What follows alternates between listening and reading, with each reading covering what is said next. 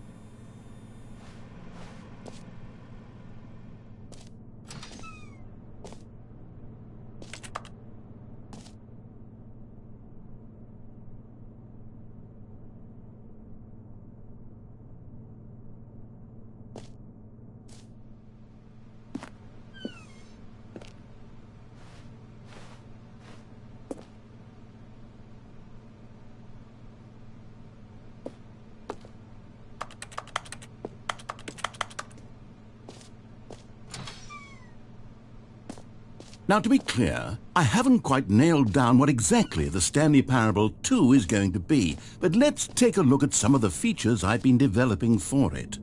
I figure that if I can loosely organize a handful of interesting concepts, that surely the game will sort of naturally spring up around them. It'll all work itself out. Game development is much more of a fuzzy magic than anything scientific or logical, really.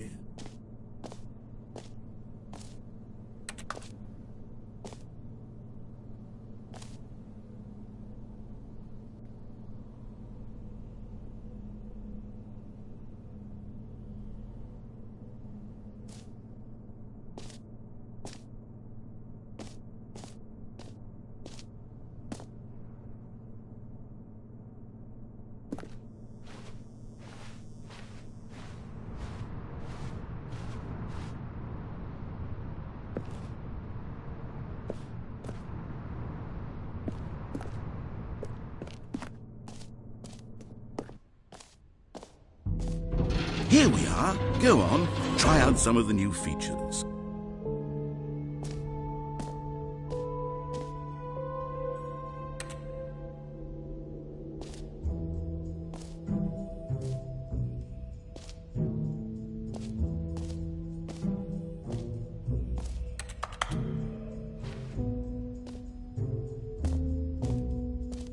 Okay, I'll be honest, I haven't yet decided on this one. I think that in the new version, the office could use a bit of decoration, like balloons. But I'm undecided on Get Well Someday and Happy 12th Birthday. Which would you go with? You know, sometimes when you solicit another person's opinion, it makes you realize that you knew which one you actually really wanted all along. Get Well Someday it is.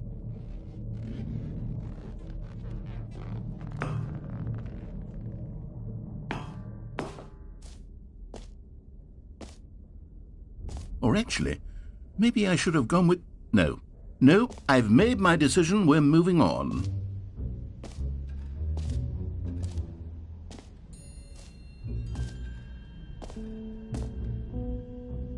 You know what? Let's bring the jump circle back for Stanley Parable 2 as well. It's a... Oh, wait.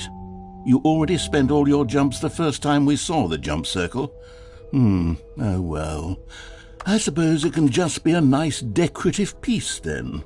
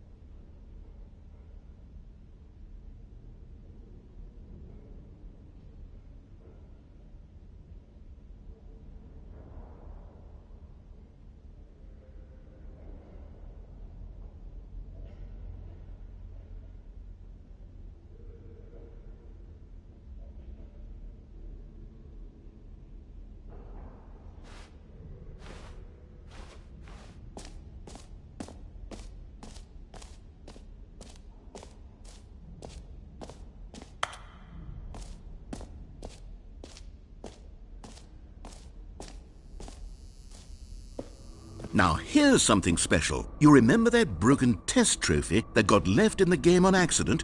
Well, I'm developing a technology to simply give you the trophy. Yes. You see, you'll come to this lever, and when you pull it, the trophy will be given to you.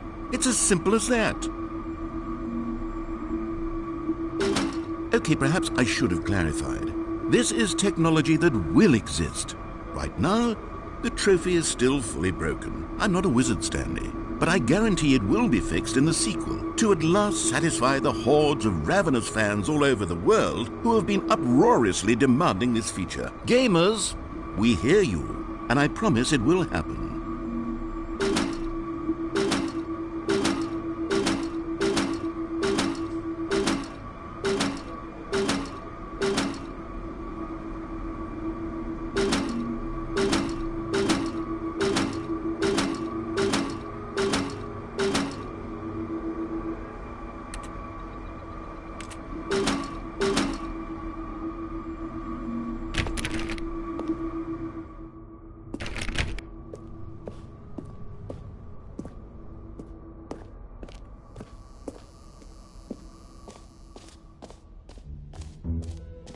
What else? What other exhibits haven't we seen yet?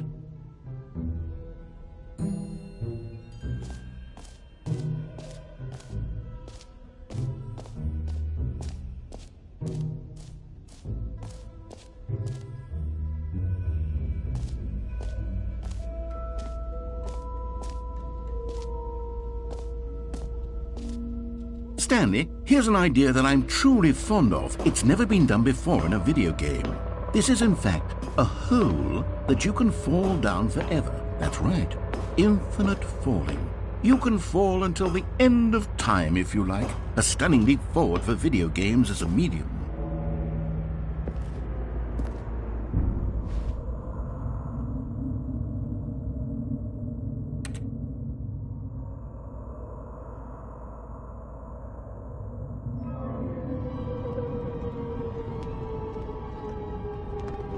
You see, isn't it wonderful?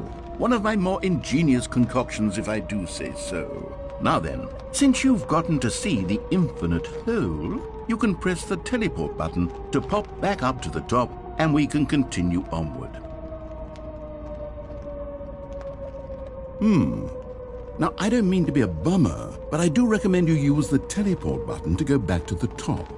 Maybe do it on the sooner rather than later spectrum of things.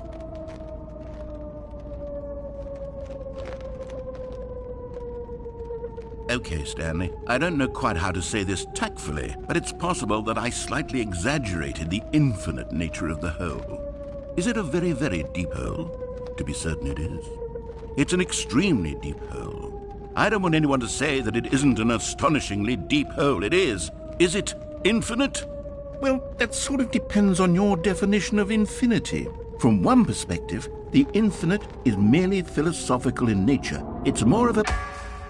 Okay, well, good for you. You found the bottom of the hole. You found me out, Stanley. I'm a liar and a cheat, and you're so clever. Look, I think the issue here is just that you're unusually fascinated by falling.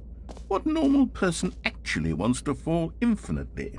I figured the hole was as deep as anyone would actually need. Don't you put this on me. Maybe you're the problem. Look, things got a little heated there. I think we both said some things we didn't mean. Why don't we just put all this behind us and agree to just call the hole mostly infinite? If that works for you, then go ahead and press the teleport button to warp up to the top of the hole and we can move on. I'll just be up here when you're ready.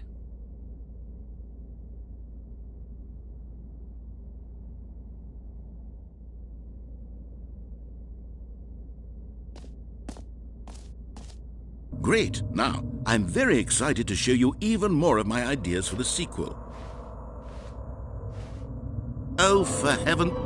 You see, I was right. The problem is you. The problem is that you like holes too much. Not normal. A normal person would have said, yep, that's an infinite hole right there, goes on forever till the end of time. Don't need to see it all, but not you. Oh, no, no, no, no. You have a weird sort of... Oh. Did the hole seem even shorter to you this time? I couldn't help but feel like you spent a little less time in there than you did before. I mean, admittedly, I didn't make an infinite hole, but I didn't think it was that not infinite. Well, I suppose once again there's nothing to do here. If you decide you've had enough of the hole, you can hit the teleport button and come join me up above. Had enough? I'm positively thrilled. I really do have so much more to show you and to talk about, and I've had enough of the hole for a lifetime. Gosh, how could I have guessed? You're back in the hole. If this starts to become a thing where... Wow, okay, yes. I'm starting to become extremely certain that the hole is not only not infinite, but that it's growing steadily less and less infinite.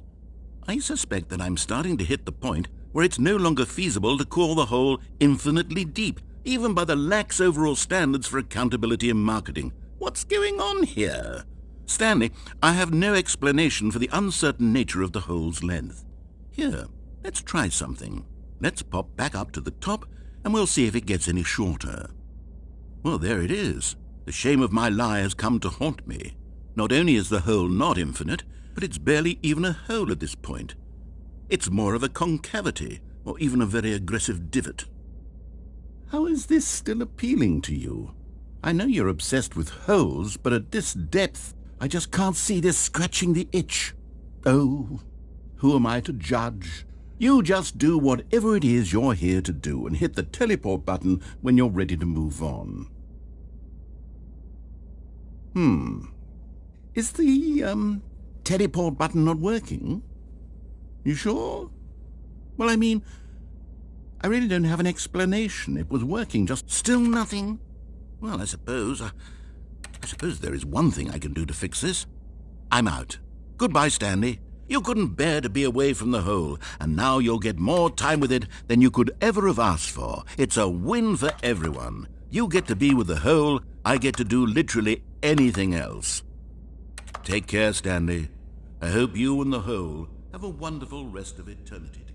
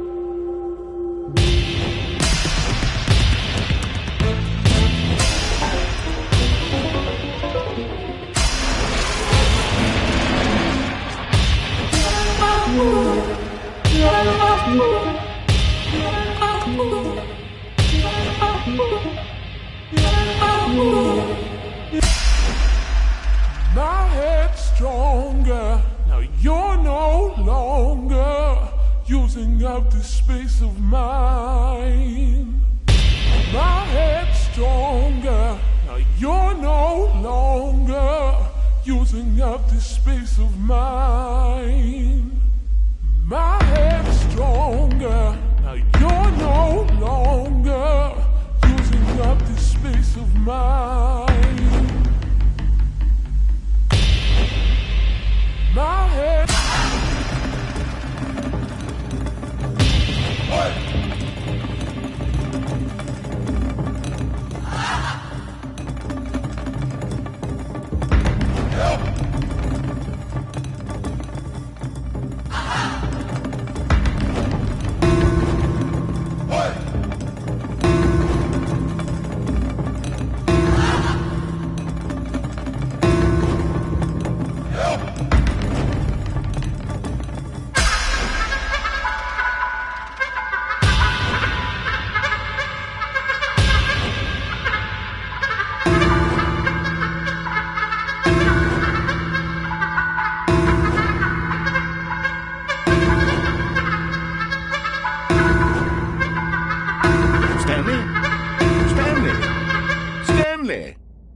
good, you're awake. It seems you had sort of dozed off there, drifting away into dreamland. But we can't have that, Stanley, because this hole is just so darn fascinating that I want you to be wide awake for every second of it. You don't want to miss a single moment.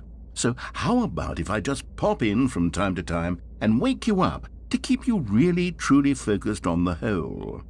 From the looks of things, you and I will have many, many years here in this hole, and I'm looking forward to all of them. Stay alert, Stanley. I'll be back. Toodle-pip.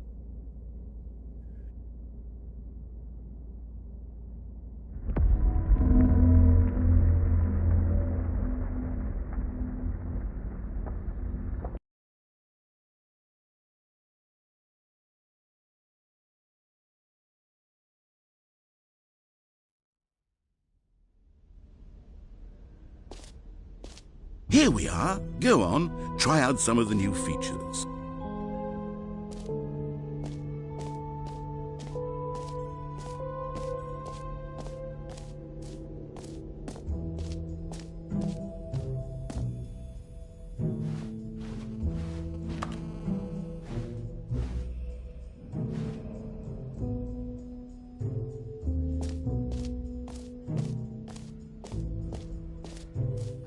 For the Stanley Parable 2, I asked myself, what do players really want?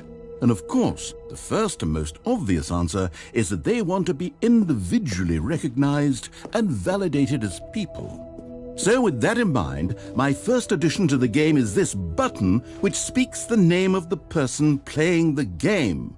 Isn't that wonderful? Jim.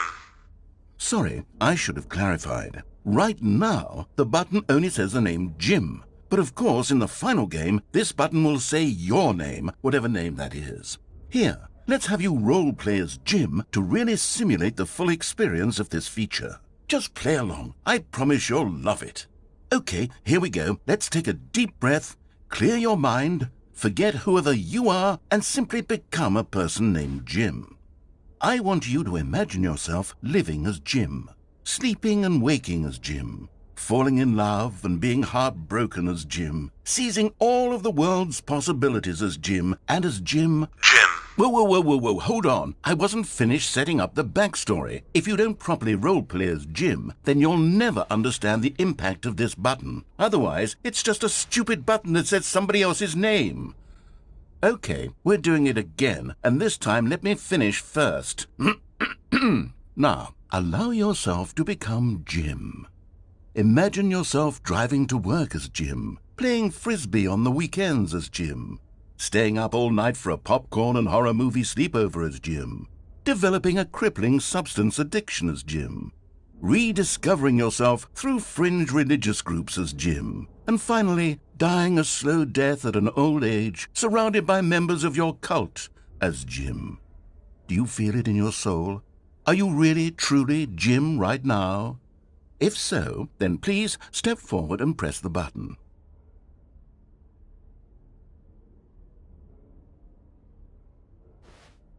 Jim. Yes! You see? What a thrill! What a rush! That was you! The button described you. Do it again. Jim. Oh, it hits even harder the second time. If this were the only new feature in the Stanley Parable 2, it would still be worth the money. Let's take a break from the Jim button. I'm too emotionally drained from all of this personal validation.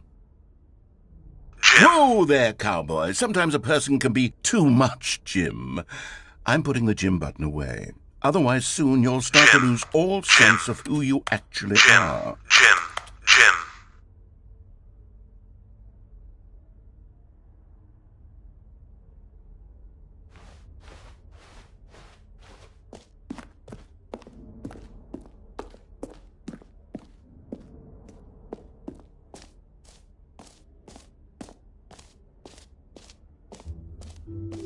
I suppose I could allow only people named Jim to play the Stanley Parable 2. That would actually save me the work of finishing this feature.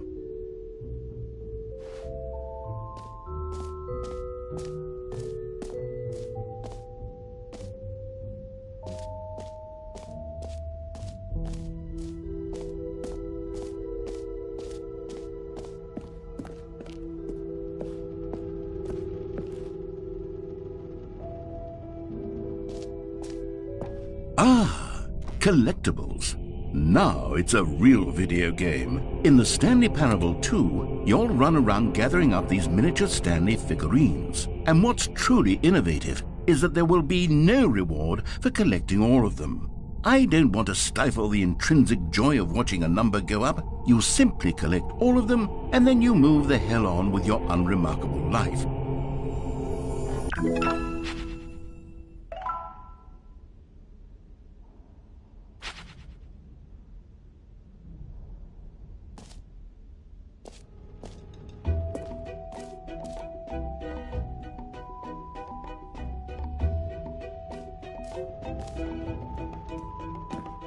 God, it really is the worst when you collect everything in a video game and then they give you a big fancy reward for it. Absolutely tragic.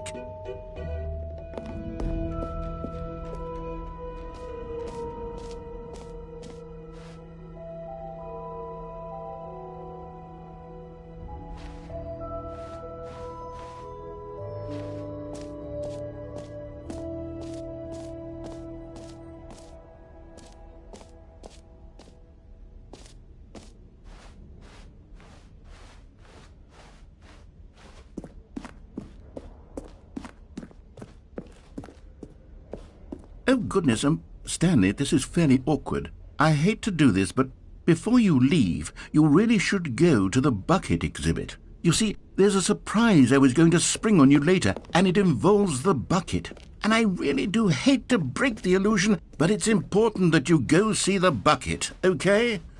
All right, I'll get out of your hair now.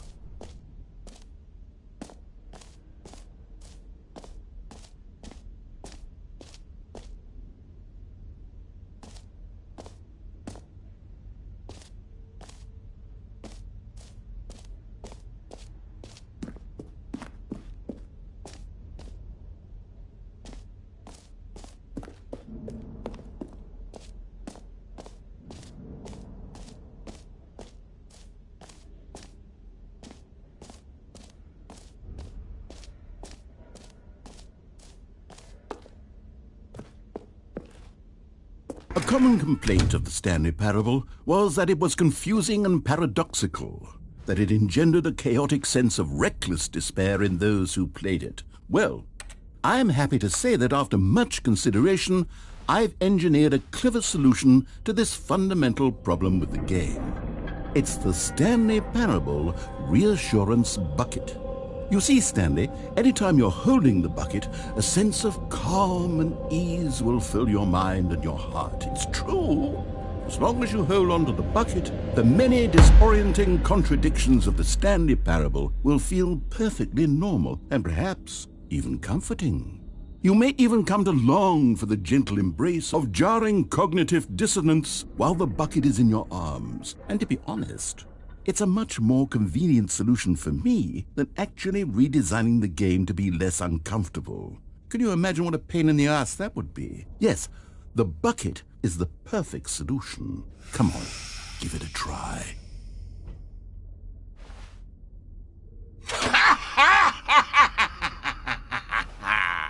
Can you feel it? The glow of comfort, even in the face of crushing despair, must already be sweeping through your body. And in fact, can I say that I do believe the bucket lends you an air of charisma as well? I think that just holding it has made you the slightest bit more attractive as a person.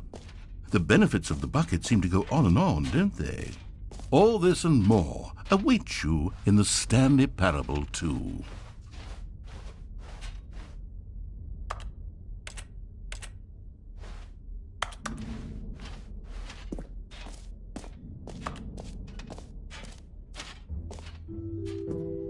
Does anyone give out awards for most enjoyable bucket in a video game? That really should be an award if it isn't already.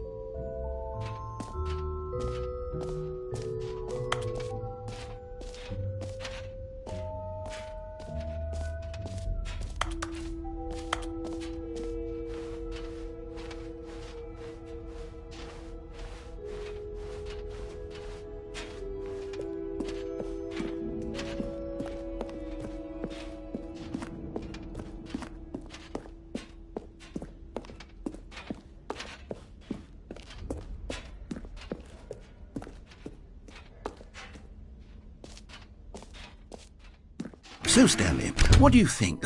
Do you like all of the new features? Yes, I know it's not exactly clear yet how exactly these features will come together as one single coherent video game, but I can feel it in my soul. It's going to work. There's definitely a good game in there somewhere. Say, let's do an experiment. I'll arrange these new features together, and we'll see whether or not it coheres into a meaningful gameplay experience. Okay. Are you ready? Here it is. I give you the Stanley Parable 2.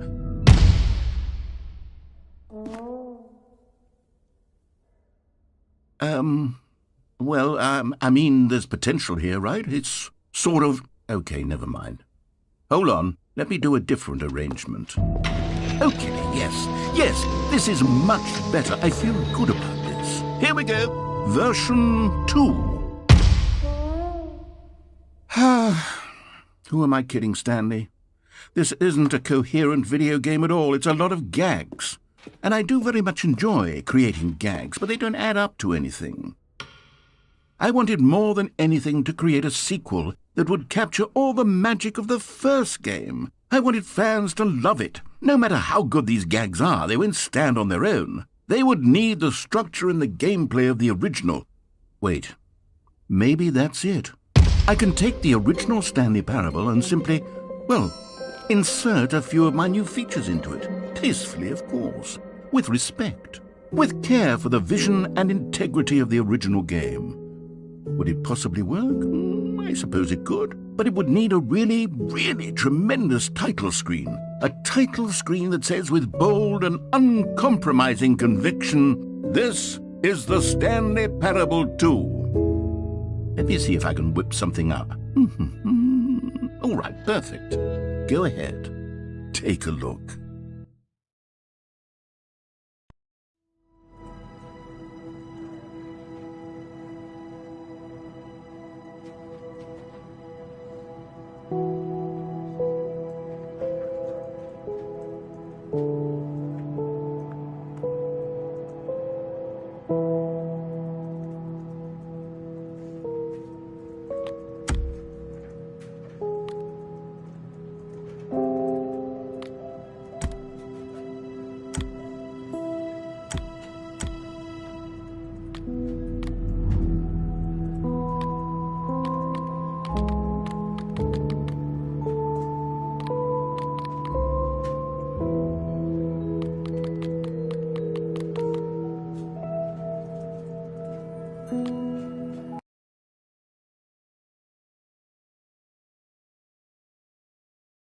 This is the story of a man named Stanley.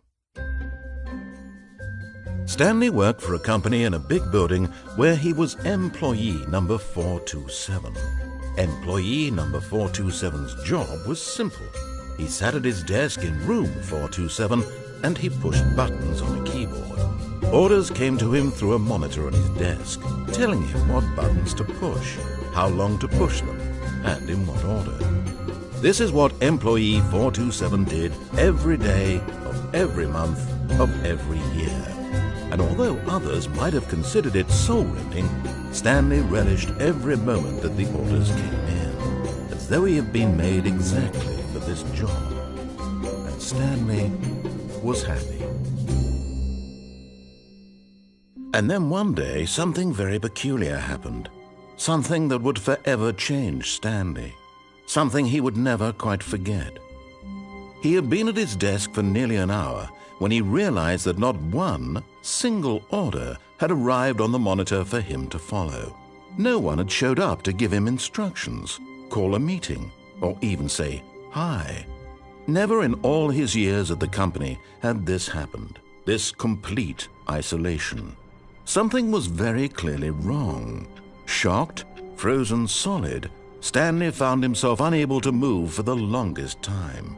But as he came to his wits and regained his senses, he got up from his desk and stepped out of his office.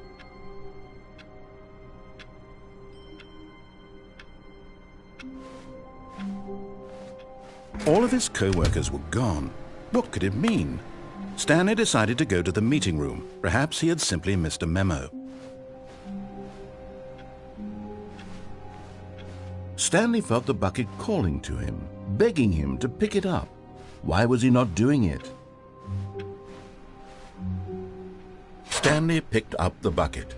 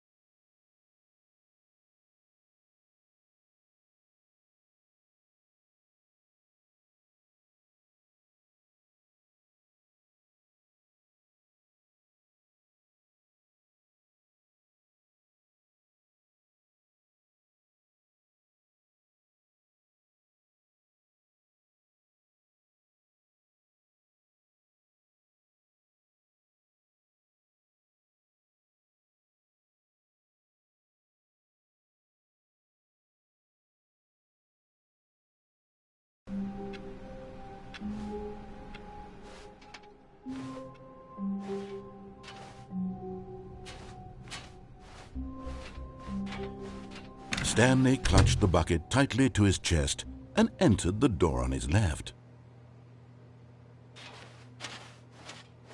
This was not the correct way to the meeting room, but Stanley had felt the bucket calling to him, telling him that the employee lounge was simply the place to be. And here it was. Had the bucket turned out to be correct? Was this better than the meeting room? Yes, Stanley thought to himself. Yes, perhaps it truly was. How insightful the bucket turned out to be. No, never mind. The bucket was wrong. Stanley took the door on his left to go back to, and so the two of them detoured through the maintenance section and walked straight ahead to the opposite door.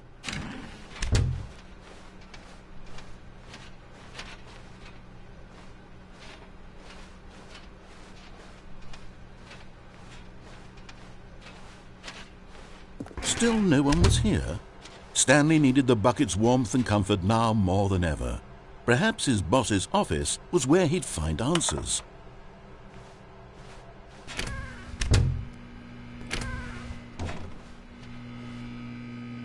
Oh, Stanley, can you feel it? The broom closet. It wants the bucket. You can feel that, can't you? The aura of jealousy? It's as clear as day. This broom closet believes it deserves the bucket. I can really feel it now. It's a bucket. It belongs in a broom closet. That's what the broom closet is trying to say here. It's supposed to go with the other cleaning supplies. Good for you, Stanley. Don't give in. Don't hand over the bucket. I know how hard it must be, given the pressure that the broom closet is putting on your shoulders right now, but you have to be strong. This is your bucket. This is your companion and lifelong friend. You can't hand it over. Oh, no. We're getting into name-calling now, it seems. Is this how low the broom closet has sunk, that it has to resort to this stream of petty insults simply in order to get you to hand over the bucket? Stanley, I never liked this broom closet for a variety of reasons, but even this is worse than I had imagined. And wait, now the broom closet has the gall to imply that you and the bucket are not truly deep and lasting friends? That your relationship is purely superficial and convenient? That your life is so banal and meaningless that you'd feel the same sort of kinship towards any inanimate object which happened to lay in your path in an even partially enticing manner? Well, I'd never. Go on, Stanley. Lay into it. Really tell the broom closet off for its demeaning comments. Expand on the wide variety of experiences you and the bucket have shared together. Go through each of them point by point. Share your journal entries detailing the rich emotional landscape of your feelings for the bucket as they have changed and evolved over the years. Let him have it.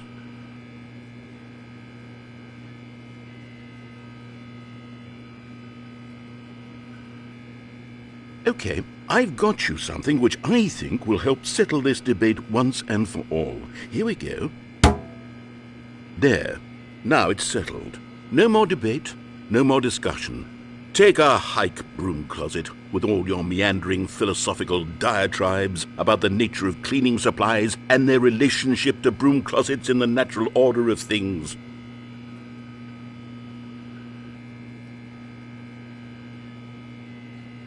All right, I've got a second sticker back here, and I'm going to slap it on as well because I think it's appropriate. You see? I feel that it works because the sticker is also a bucket.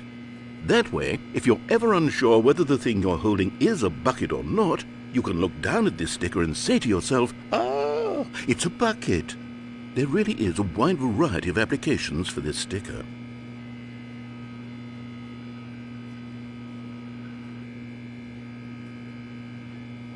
You know what?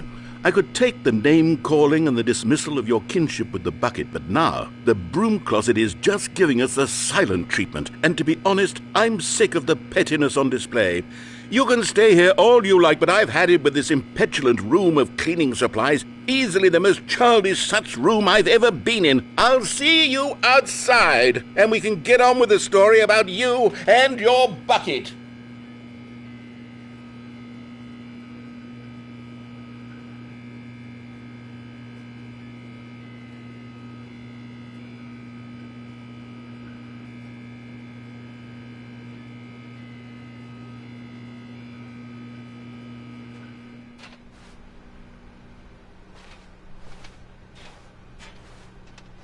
Coming to a staircase, Stanley and the bucket walked upstairs to the boss's office.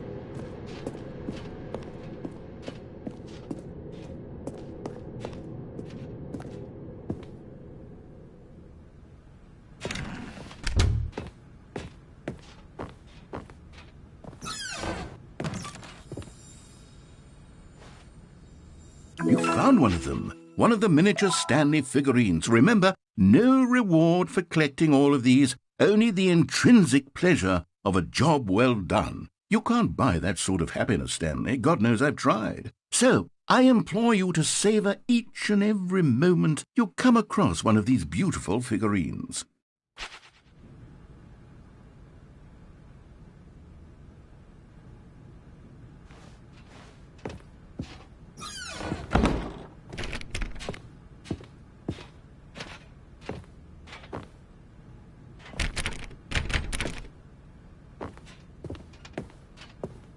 Stepping into his manager's office, Stanley was once again stunned to discover not an indication of any human life. Crushed by the weight of this revelation, Stanley may have broken down into an emotional dumpster fire if not for the soothing presence of the bucket. Even now, in his darkest of hours, did the bucket's warmth and guiding light pierce the dark clouds of confusion and chaos. It would be with him always. The bucket would, and he knew it. The two of them were inseparable. At this point, Stanley was so absorbed in the tender spiritual connection he shared with the bucket that he didn't notice the keypad behind the boss's desk. Nor in his bliss of simply being near the bucket did he have any notion that the PIN number for the keypad was 2845.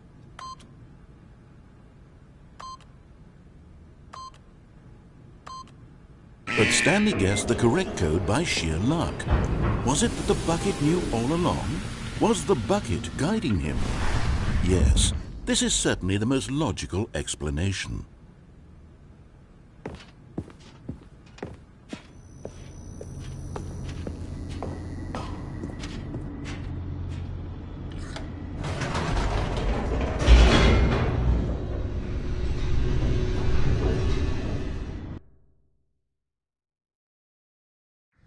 The elevator raced downward, plummeting towards an unknown fate.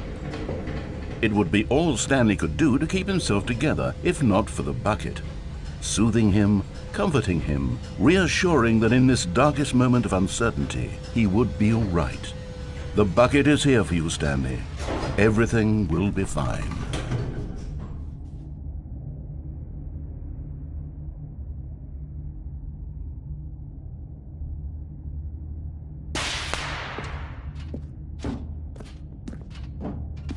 Stanley and the bucket walked straight ahead through the large door that read, Mind Control Facility.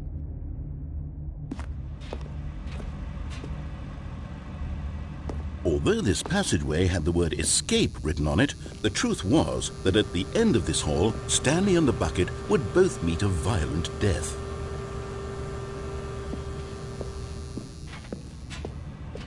But of course, Stanley and the bucket thought better of it and realized they simply had too much to live for.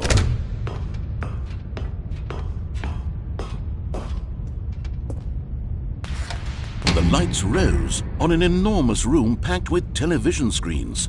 What horrible secret did this place hold? Stanley and the bucket both wondered to themselves.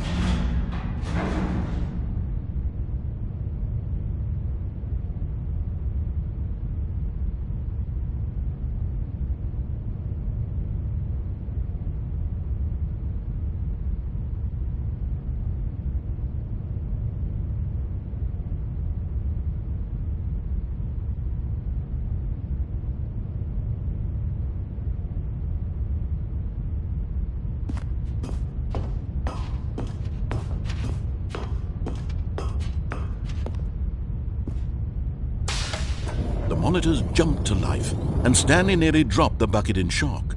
Everyone in the office was being videotaped, monitored like guinea pigs. The bucket had never seen anything like this, and it very nearly burst into tears as Stanley cradled it gently, reassuring it that everything would be fine.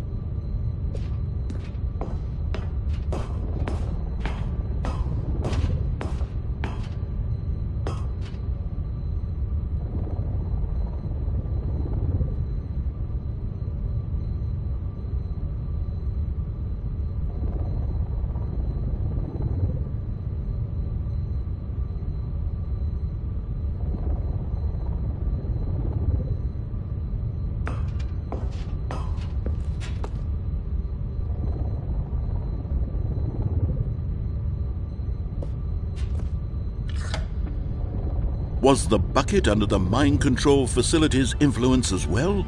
Had the bucket been told to do things it didn't wish to do? What kinds of things does a bucket want to do or not want to do in the first place? These questions raced furiously in Stanley's feeble mind. No! He screamed into the bucket. He couldn't accept it. His own life in someone else's control, never! He squeezed the bucket tighter.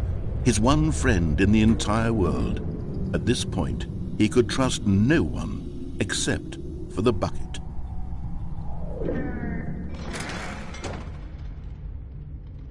But here was the proof. The heart of the operation. Controls labeled with emotions, happy or sad or content. Walking, eating, working, all of it monitored and commanded from this very place. And as the cold reality of his past began to sink in, Stanley decided that this machinery would never again exert its terrible power over another human life. For he and the bucket would dismantle the controls for good. Two best friends, Stanley and the bucket, up against the world.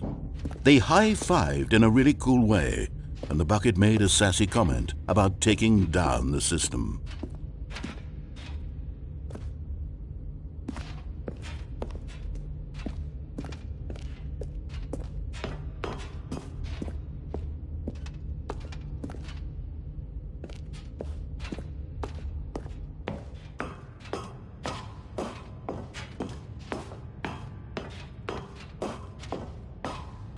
When at last they came to the source of the room's power, Stanley and the bucket knew it was their obligation to put an end to this horrible place and to everything it stood for.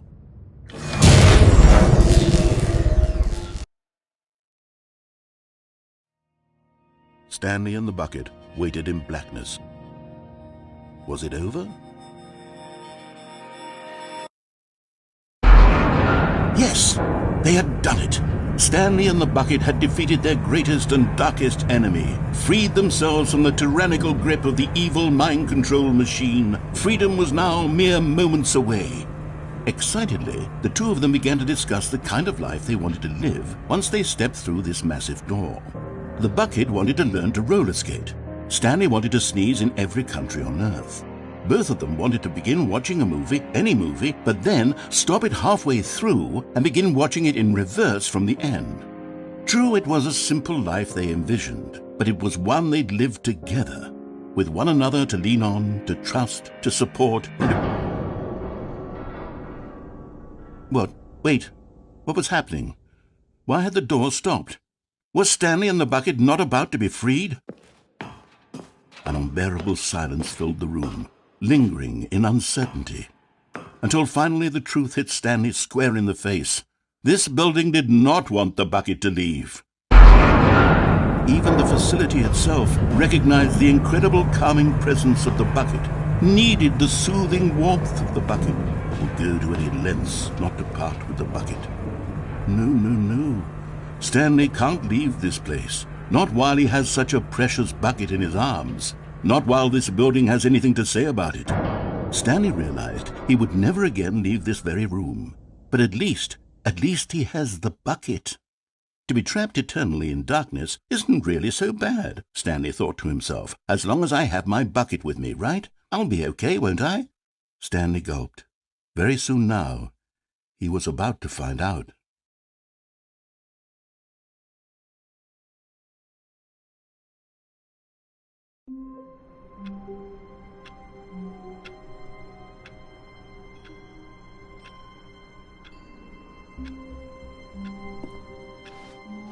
All of his co-workers were gone.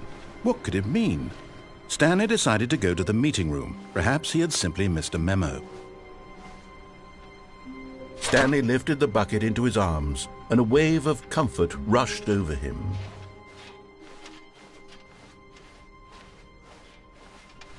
Stanley clutched the bucket tightly to his chest and entered the door on his left. This was not the correct way to the meeting room, but Stanley had felt the bucket calling to him, telling him that the employee lounge was simply the place to be. And here it was. Had the bucket turned out to be correct? Was this better than the meeting room? Yes, Stanley thought to himself. Yes, perhaps it truly was. How insightful the bucket turned out to be.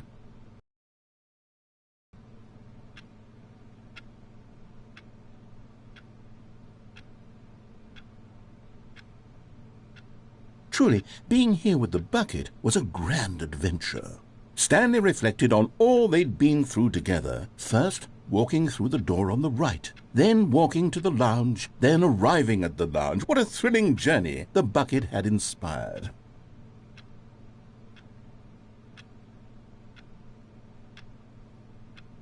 Perhaps this was where the bucket felt most truly at home, here in the employee lounge.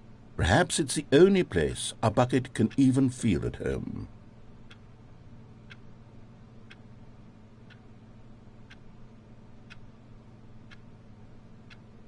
Stanley decided to just give the bucket absolutely as much time as it needed to be in the lounge. Clearly, the bucket and the employee lounge shared a special connection.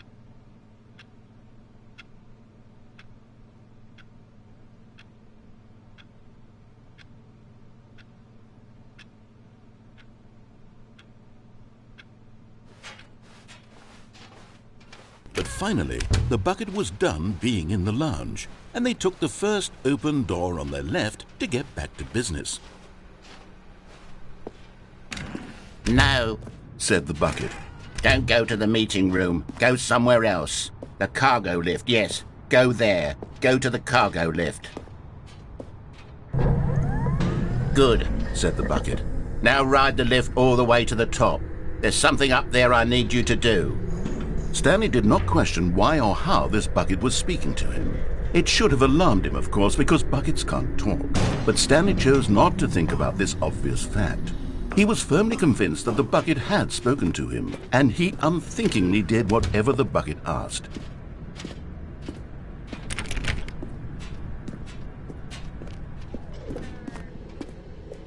No, stop.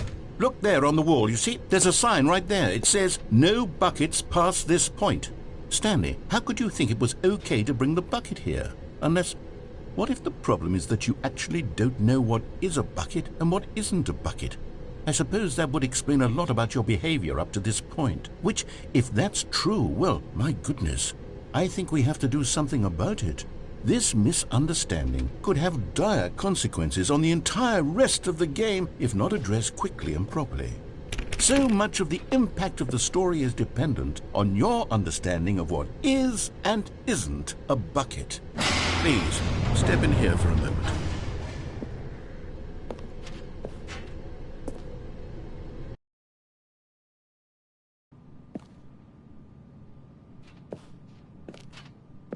Now then, I'm going to run you through some test scenarios, and you'll tell me whether or not the thing I'm showing you is a bucket. Simple enough, right? This should tell us everything we'll ever need to know about what is or is not a bucket. Okay, let's begin. Item 1. Is this a bucket?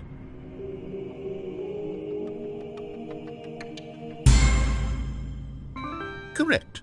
It is a hologram of a bucket, not an actual bucket.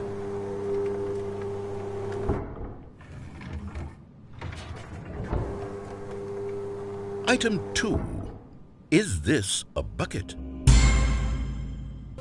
Incorrect.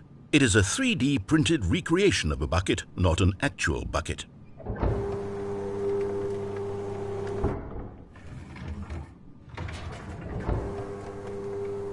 Item 3.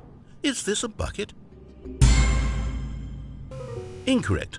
This is a bucket.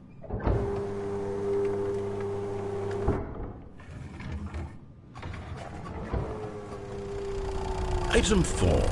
Is this a bucket? What? Are you hallucinating? This is a tractor. It's an enormous machine that tills the earth. I thought this was a gimmick. How on earth did you manage to screw it up? Absolutely incredible. Let's just move on to the next one.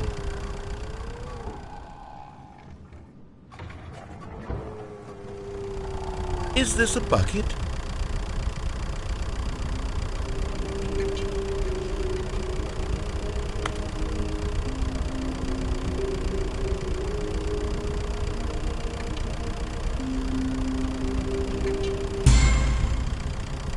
Correct. This is a bucket.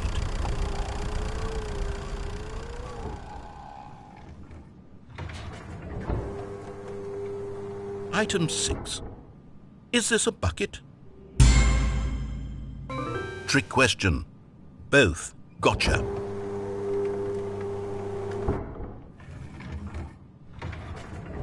Item... Wait, hold on. I can't find the next one. Let me see. It should be around here somewhere.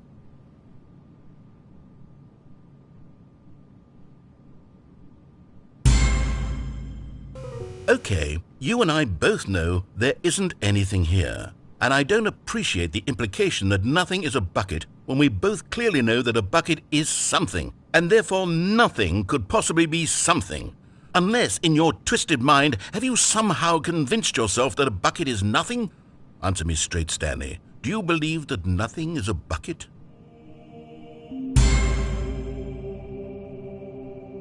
You know what? I'm too confused to even sort it out. I've lost all sense of perspective. What is a bucket? What isn't a bucket? Mere moments ago I could answer these questions with confidence, and yet now I'm somewhat adrift. Do any of us know what a bucket is? Am I a bucket? Stanley, I can't keep doing this. I'm losing myself, and myself was all I ever had to begin with. I'm afraid the bucket is threatening to tear our relationship apart. I can't have that. I'm sorry, but I'm going to erase all buckets from the game entirely. Okay, here we go.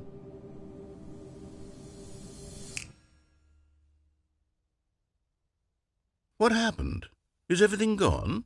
Why did everything disappear? Wait, was everything a bucket? Every single thing in the game was a bucket? Oh my God, I had no idea. How could... except me. I'm not a bucket after all. And you, Stanley, you're still here. You're not a bucket either. Oh, this is wonderful news. We're not buckets. Yes, I actually feel much more at ease right now. It's delightful to get some clarity on that issue, but it doesn't change the fact that we haven't got a game. So, tell you what, I'll reset everything and we'll put back all of the buckets, okay? And we'll know that it's all a bucket. But if you run into anyone else, maybe don't mention that. Who knows what that information might do to a person? All right, here we go.